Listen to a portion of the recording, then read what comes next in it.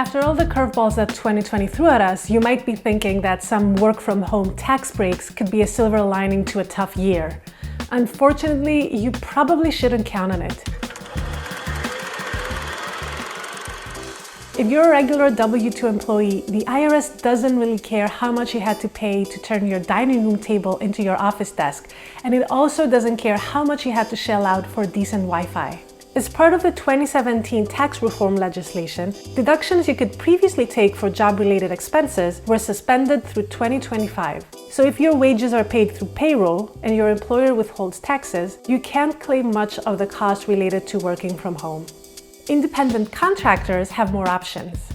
Self-employed workers can write off business expenses using a Schedule C form as usual. They can also claim a home office deduction. But be warned, this deduction is all about dedicated home office space. The spot you claim has to be used regularly and exclusively for business purposes to take this deduction.